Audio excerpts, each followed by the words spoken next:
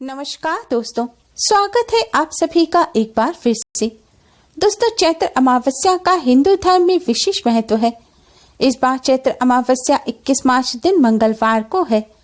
ऐसी मान्यता है, चैत्र अमावस्या के दिन स्नान, दान और पूजा पाठ करने से पितरों की आत्मा को शांति मिलती है। इस बार अमावस्या मंगलवार के दिन होने से भौमवती अमावस्या का संयोग बन रहा है। भौमवती अमावस्या पर बजरंगबली का भी विशेष रूप से पूजन किया जाता है। अमावस्या पर भगवान लक्ष्मी नारायण का पूजन करने से सभी कष्ट दूर होते हैं, साथ ही पितरों का आशीर्वाद भी मिलता है। इस दिन दान करने का विशेष महत्व होता है। इस दिन दान करने से जीवन में तरक्की आती है, पितरों का भी आशीर्वाद मिलता है। मान्यता है, इस दिन ब्राह्मण को धोती और गमछा दान करने से पितृ बेहद प्रसन्न हो जाते हैं। साथ ही इस दिन ब्राह्मण को दान करने से व्यक्ति की नौकरी, व्यापार में आ रही जो समस्या है उनसे भी छुटकारा मिल जाता है। इसके अलावा इस दिन चांदी की वस्तु का दान करना भी बहुत शुभ माना जाता है। ऐसा करने से जीवन में सुख समृद्धि का आशीर्वाद मिलता है। इस दिन दूध और चावल का दान अगर ब्राह्मण को किया जाए तो वंश में वृद्धि होती है।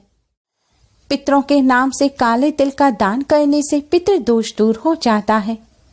पितरों के नाम से कोई भी चीज दान करें, उसमें काले तिल अवश्य ही डालें। ऐसा करने से वह पितरों को प्राप्त होती है। इस दिन काले तिल का विशेष महत्व होता है।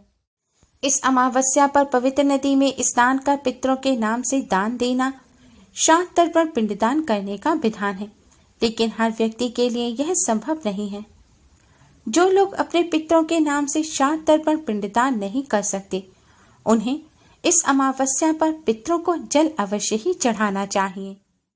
शास्त्रों में पितरों को जल चढ़ाने की एक ऐसी विधि बताई गई है, जिस विधि से अगर पितरों को जल अर्पित किया जाए तो इससे पितर अति शीघ्र ही प्रसन्न हो जाते हैं।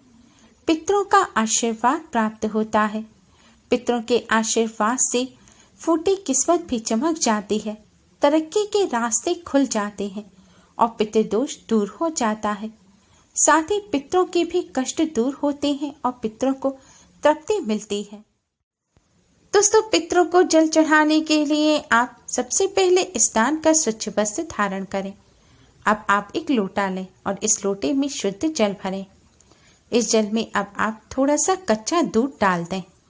दोस्तों, दूध डालना है इसलिए आपको तांबे का लोटा नहीं लेना। मान्यता है कि तांबे के लोटे में डाला गया दूध जहर बन जाता है, इसलिए जब भी आप दूध चढ़ाएं, दूध डालें जल में, तो तांबे के लोटे का इस्तेमाल ना किया करें। तांबे के लोटे में दूध डालकर सिर्फ छठ पूजन पर ही चढ़ाया जाता है। अन्य पूजन में तांबे के लोटे में दूध डालकर पूजन नहीं किया जाता। अब दोस्तों, आपको जल के इस पात्र में अगर हो सके तो 2 पुष्प डाल दें और फिर दोस्तों आपको इस जल के पात्र में थोड़े से काले तिल डालने हैं। दोस्तों, तिल काला, भूरा और सफेद 3 रंग का होता है, लेकिन काला तिल पितरों के पूजन में इस्तेमाल किया जाता है।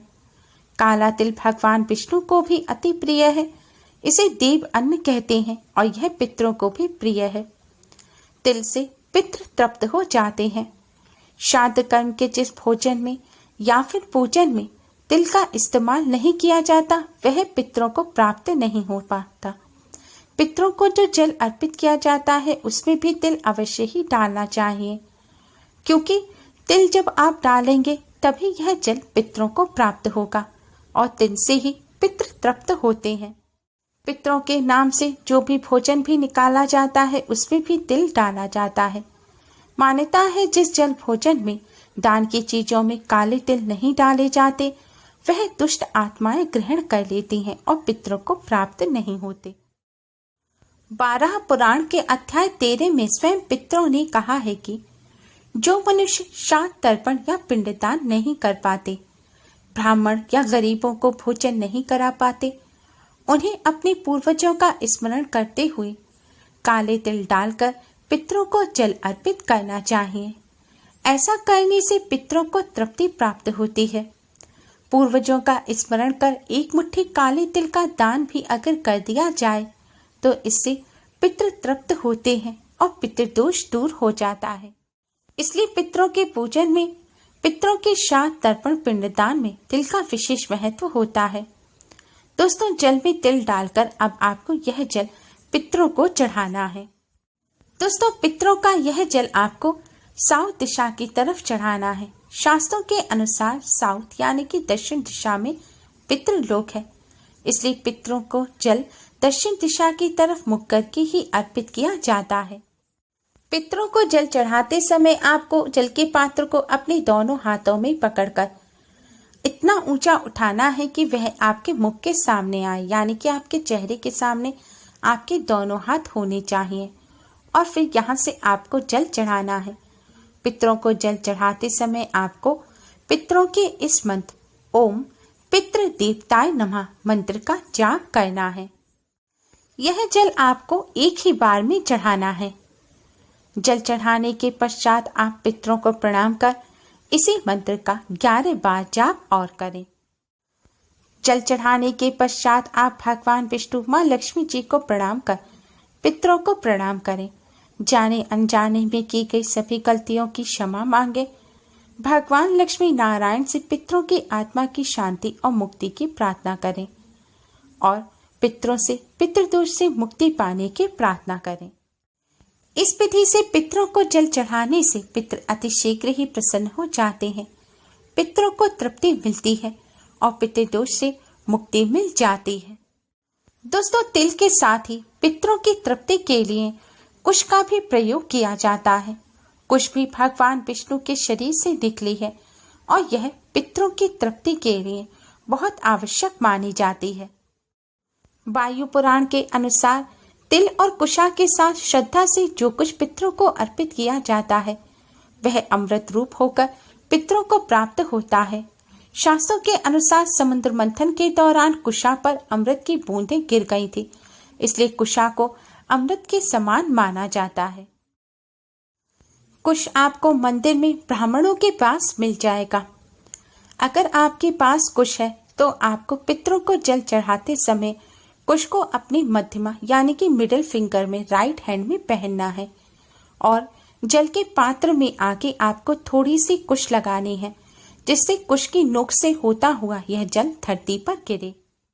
शास्त्रों के अनुसार पितरों का शरीर नहीं होता और जब पितरों को जल अर्पित किया जाता है तो उन्हें उसे ग्रहण करने में परेशानी होती है, लेकिन जब जल कुश के अग्रभाग यानी कि नोक से गिरता है तो उसे पितर आसानी से ग्रहण कर लेते हैं। इससे उन्हें अमृत तत्व की प्राप्ति होती है और वह तृप्त हो जाते हैं। कुशा में ब्रह्मा विष्णु महेश का भी वास माना जाता है, इसीलिए पितरों को कुश की नोक से जल अर्पित किया जाता है, जिससे पितरों को वह प्राप्त हो और पितृ प्रसन्न हो। कुशा खराब नहीं होती और बार बार इस्तेमाल की जा सकती है, इसलिए आप थोड़ी सी कुशा लाकर उसे पूजन कर वापस उसे संभाल कर रख सकते हैं। दोस्तों, इस आसान सी विधि से पितरों को जल अर्पित करने से पितृ तृप्त हो जाते हैं और प्रसन्न हो अपना आशीर्वाद देते हैं। पितरों के आशीर्वाद से पितृदोष दूर होता है और पितरों की कृपा से तरक्की के रास्ते खुल जाते हैं, दुर्भाग्य सौभाग्य भी बदल जाता है। शास्त्रों के अनुसार जो लोग अमावस्या पर अपने पितरों का श्राद्ध तर्पण पिंडदान नहीं कर पाते उन्हें पितृदोष लगता है, लेकिन इस विधि से जल अर्पित करने से दोष नहीं लगता और पितृ भी प्रसन्न होते हैं। पितरों को जल अर्पित करते समय इस बात का ध्यान रखें कि महिलाएं अपने बालों को बांध कर रखें। मेकअप करके या फिर परफ्यूम लगाकर, क्रीम वगैरह लगाकर, खुशबू की चीज लगाकर पितरों को जल नहीं देना चाहिए। पितृ दुखी होते हैं, इसलिए आपको भी सादगी के साथ ही पितरों को जल अर्पित करना चाहिए। वैसे तो पितरों को आप सुबह से दोपहर तक किसी भी समय जल अर्पित कर सकते हैं, लेकिन दोपहर का समय लगभग 11:30 से 12:30 तक के बीच का समय ज़्यादा अच्छा माना जाता है। लेकिन ध्यान रखें, पितरों को जल अर्पित करने से पहले आप कुछ भी खाए पिए ना। पीरियड के दौरान पितरों को जल ना चढ़ाएं। अगर घर में कोई खुला स्थान ना हो तो आप घर के अंदर भी दक्षिण दिशा की तरफ मुख करके जल चढ़ा सकते हैं। नीचे एक पात्र रख लें और जब पात्र में जल इकट्ठा हो जाए तो इस जल को ले जाकर किसी पेड़ पौधे की जड़ में डाल दें। बस ध्यान रखें वह साफ स्थान पर लगे पेड़ पौधे होने चाहिए। पितरों को जल चढ़ाते समय इन बातों का ध्यान रखें। उम्मीद है आपको हमारी ये वीडियो पसंद आई होगी। Please like, share and subscribe. Thanks for watching. Radhe Radhe.